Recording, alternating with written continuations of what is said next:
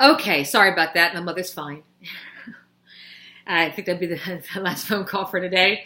Um, okay, I was talking about different how we identify archives or records from personal papers um, records. So when we talk about business records, they're institutional archives.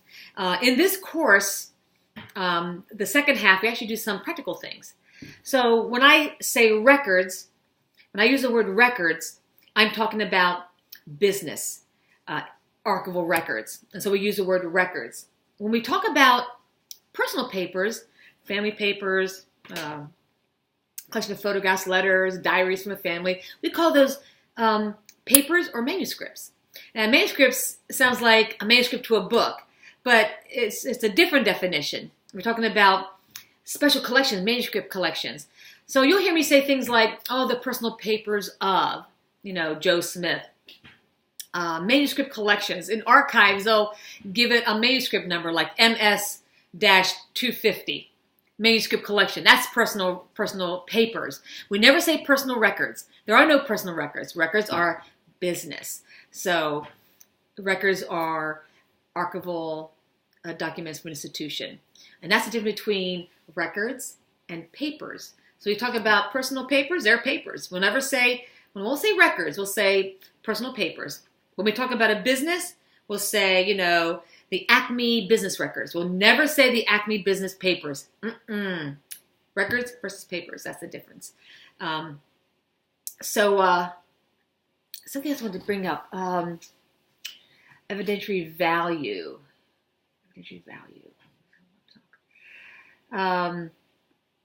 So we talked about documentary. What is attached to that item that tells us a story. It's a great use of word, telling a story, documentary. So I am the personal archivist for Rick Hodla, who's an author who's passed away, main author who passed away in 2013, and I'm processing his papers that are going to go to the Maine State Library. And this past weekend, down in Portland, at the Portland Public Library, they had a a program, sort of, or an open program for people that knew Mr. Hodla as a writer and how he impacted their lives as authors, or just a person that enjoys their books. So it was just a gathering of people that knew the author and would talk about some of the things the author taught them, some of the things the author may have said to them, some stories. It's just a kind of a memory of Mr. Hodla. And I was not able to attend, so I asked my husband, who works for Portland Public Library, please go to this talk and see if you can document the event. If there are any papers they may have or a flyer for the talk, get that. And if you can do recordings of the discussions, get permission to do that. So he went to the kind of an open house for Rick Hodla, and he actually recorded everybody who spoke. And he asked permission, may I record this for the to digitize them, and for my wife, who is the archivist for the family, Mr. Hodla, to put in the collection as a digital format. And they said, sure, that'd be great. So he did record everything, right? But he forgot to have a pencil and paper. He's not an archivist, so he didn't think that way. Shame on him, because I've been an archivist for almost 20 years or more. 20 years, I think. And you think he would know. I said, did you take notes, like who spoke, like the person's name, and if they wrote a book? And he's like, no. So I'm like, how am I going to know who spoke? So I thought, okay, here's the hunt of the archivist. He puts these on a cloud. I got to download them to digitize them, to listen to what they say. So if somebody says, hey, I remember Rick when I was just starting to write, and I just published my first book, and he says the title, then I'm going to have to research. Okay, let me find who wrote this book. And if there is a book with the same title, like two books, same title, I have to read who the author is. So if there is a book with the title that this guy who spoke said he wrote, and there are two books with the same title, I check the author, see which one is, what's the genre? Is it suspense thriller, or is it a mystery book, or is it a romance? I have to differentiate that so I can determine who it is. I'm going to have limited, I can only support part of the veracity of the information, the factual part. If I don't know who this person is, like somebody says, I'm not a writer, but I'm a good friend, and talks about these stories, I have to put, conversation, between speaker and deceased author, unknown speaker. So evidentiary value, the more documentary evidentiary value you have, the more information you have to prove what you have in your hands or what you hear. So it's important. So when you go somewhere and you're looking for information, or you're an archivist and you're talking to somebody, take notes, ask questions, get documents. It's really important. We need that. So I want to use an example of having this information, but yet my husband missed the part about, who spoke and what's the relationship with the deceased author. And then, of course, our discussion on libraries versus archives. A lot of students, don't realize there's major differences. And I always tell them the biggest difference is, the biggest difference is we don't circulate archival records and we don't catalog the same. We don't give them call numbers. And where you may catalog a book that has an index and lots of chapters, you can't search your OPAC to find what's embedded in the book. You have a title, author, keywords, but we don't catalog that way for archival material. We do finding aids. A finding aid lists what's in the collection, not item by item. It's not possible to do that. It would take you forever and nothing gets processed. But there are series, different groupings in the collection. We index folder, what's in it. We make, so what's in there. So we can dig deeper into our kind of cataloging with archives. And we call our cataloging finding aids. There are MARC records for archives. There's also NUCMUC, the National Union Catalog for Manuscript Collections. There's Include Archival Description, which is basically like XML, except it's additional coding that's embedded in the finding aid, so you can search that way. If you determine you don't want to buy a book, and you don't buy it, and somebody says, "Oh, you got to buy that book," well, you can always find it. If you have an old book that you've had forever at your library and it's destroyed and you want to buy another one, but it's out of publication, you can always find it in the secondary market. Not the same in archival collections. If somebody brings in the personal papers of a family member who used to work at a textile mill in your community, tells you about the mill, you want to accept that because it tells you all kinds of information about the mill, the people who work there. But let's say you didn't realize it. You said, well, we don't really keep personal papers. You have to look at the bigger picture. What's in those personal papers? Personal papers, especially older ones, tell you a lot of things about the community. But let's say you don't want to keep it. And the person takes them back, and maybe they just put it in an attic, or maybe they just say, oh, I don't want them. And somebody says, oh, you should have got those papers. They're important. And then you go back and say, oh, I burned those. Forever gone. Never to be found again. These are what we call unpublished papers, and they have extreme value because, not monetary value, but evidentiary, historical value. Can't place a price on that. So that's something to consider. You don't have to, you could do a collection development for your library and buying books and magazines, but if you don't buy it, you can always go back and buy one. If you destroy a book, you probably can find it secondary market. If it's a really expensive book, who's got that money? But you can still get it. In archives, when people bring in collections, think hard. Do you want it or not want it? And that's an appraisal policy. So collection development, appraisal policy, library, archives. So we have appraisal policies that determine what we want to keep in our archives. If we don't collect certain things because you really can't collect them because they don't have any relevance, and you don't collect them. You don't take these things in. It's unfair to take something in that's never going to be processed or used, and you can't fit it into your vision because you want it. Our job as archivists is to determine who may want that collection. So it's not unusual for an archivist to say, well, these collections don't really fit our appraisal policy, but I believe X, Y, and Z institution may want them. This college, let me recommend that. So we can direct people. Now let's say you have an archive that has a whole bunch of stuff. And you came, the archive started 50 years ago. They collected everything. You come in, what do we have all these things for? They have nothing to do with the institution. Why are we collecting them?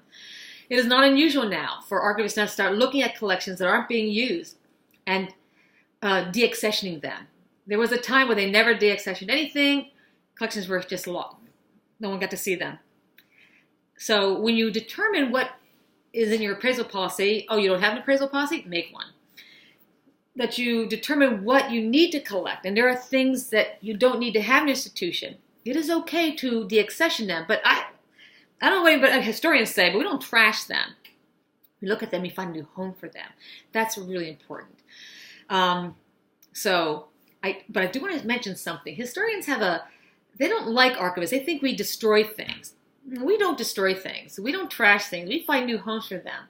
But I think that maybe there are some people who work in archives, call themselves archivists, but are not trained archivists, and they will trash things. I'm going to give you an example.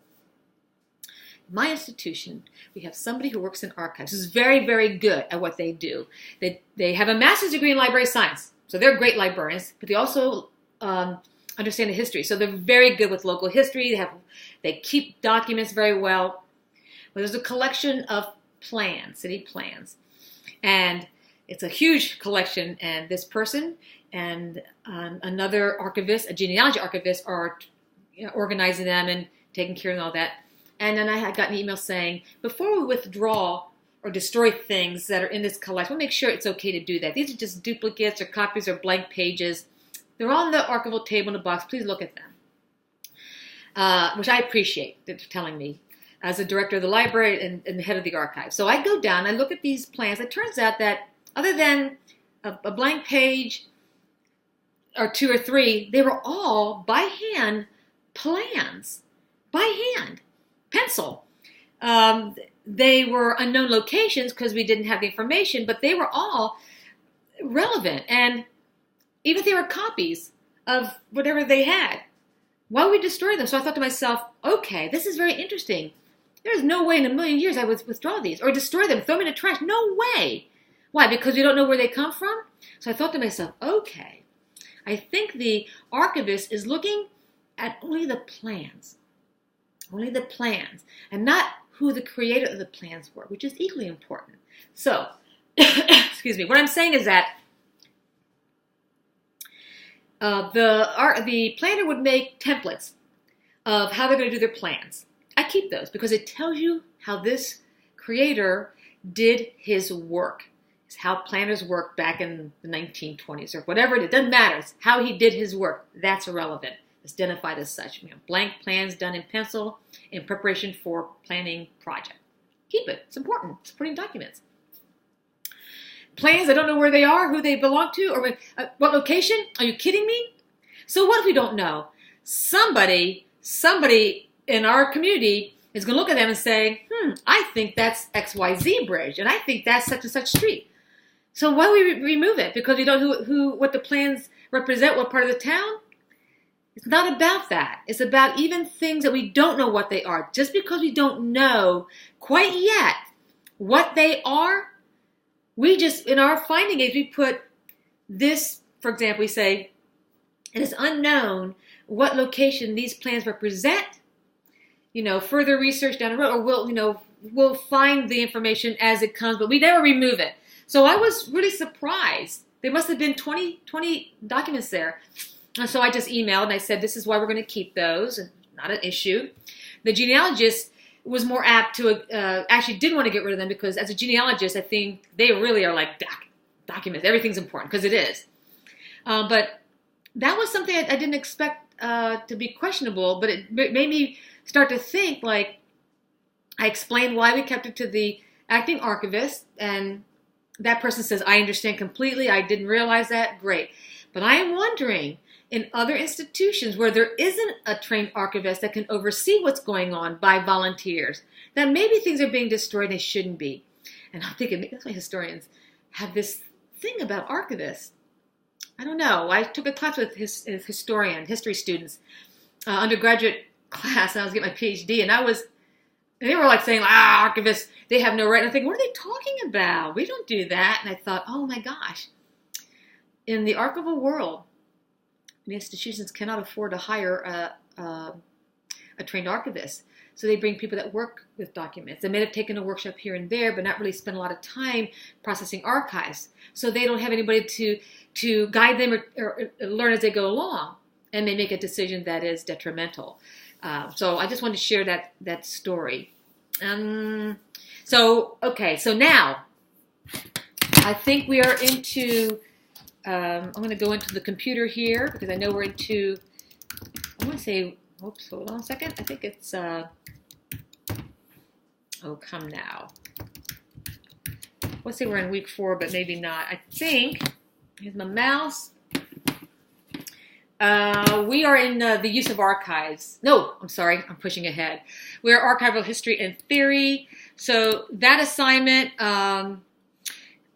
that visiting repository assignment, I post that way ahead of time because due on March 8th. So I'd like to do it a month in ahead. It gives you some time. The paper is due then. I think on the discussion board that's due on February 2nd is you're supposed to post the repository you're going to visit and what your research question is. And I have guidelines of what I'm expecting from your paper. I want you to know that if you can't find the answer for your research question, that's not a failed paper. It's not unusual to come with a research question and they may not have the answer for it. That's okay. You didn't find the answer. This is a chance for you to see what it's like, to experience what it's like going to an archives versus going to a library and how they treat you. Are they forthright? Some archives, you come in and they're like stoic.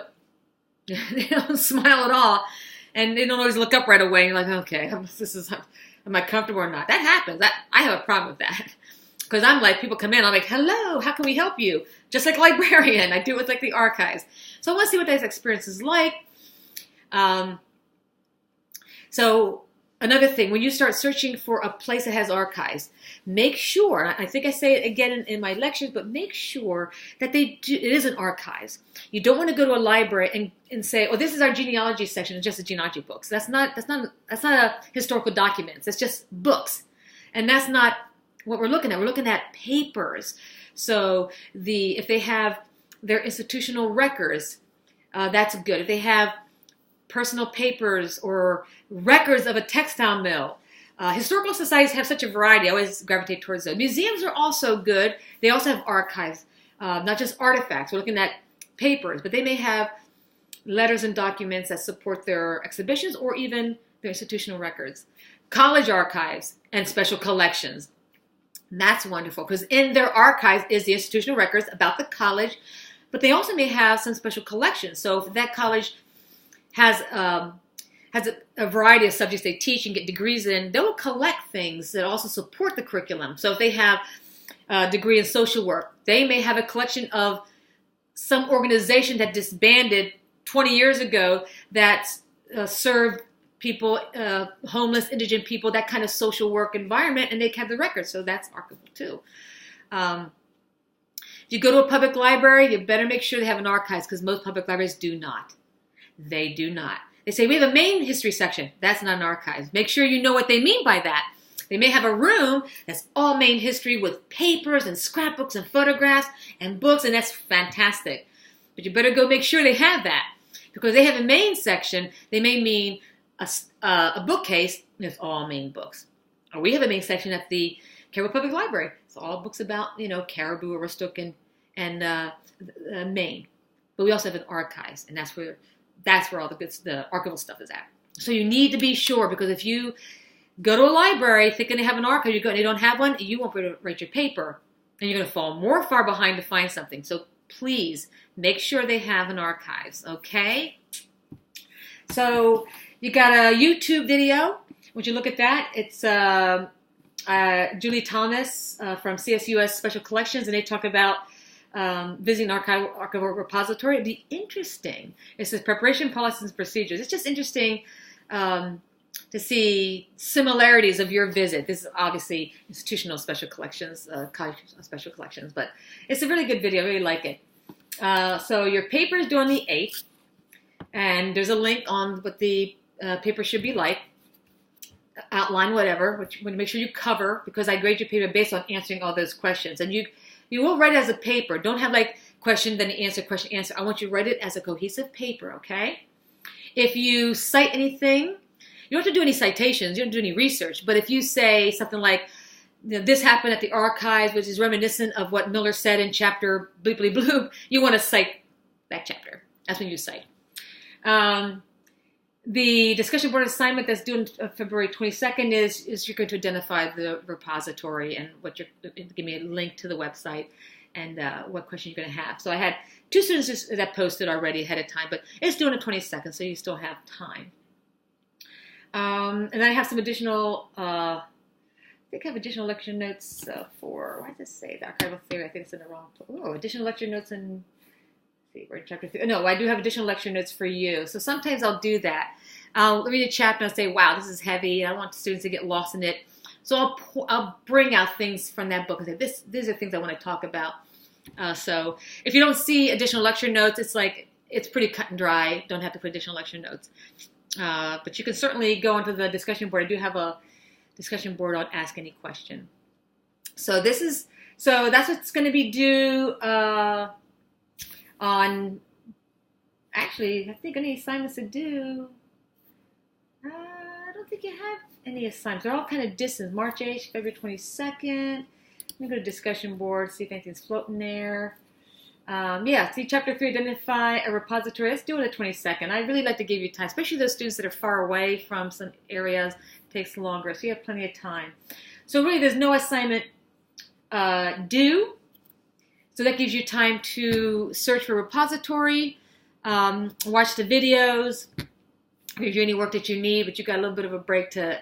So repository is a real big assignment. I really want students to do that. So let's go ahead and do that. I opened up, I think I opened up chapter 5. I haven't posted chapter 6 or 7. I'm taking these first number of chapters slower for you because after, I think it's after this description chapter, I think there's a chapter on, let me see, I think it's all theoretical in the first part. So I get through that to discuss. The second half of the class is practical. You can do some on-hand stuff, talking about surveys, and you have a couple quizzes and things like that to get a feel for the practical side of archive. So I hope I didn't confuse you. Sorry for the part 2. I never know who's going to call me, and I tend to keep it open because my parents are quite elderly, so I have to answer the phone. So that's pretty much it. If you have any questions, you want to call me over the weekends, that's my office hours. I work full-time and I get home very late, so I don't always catch all the emails. So by Friday, I'm going through everything, and Saturday, I had these conversations with you in a way of keeping in touch. If you have any troubles, if you feel you're going to fall behind, you just let me know, and we'll work through it, okay? So have a good weekend. Take care.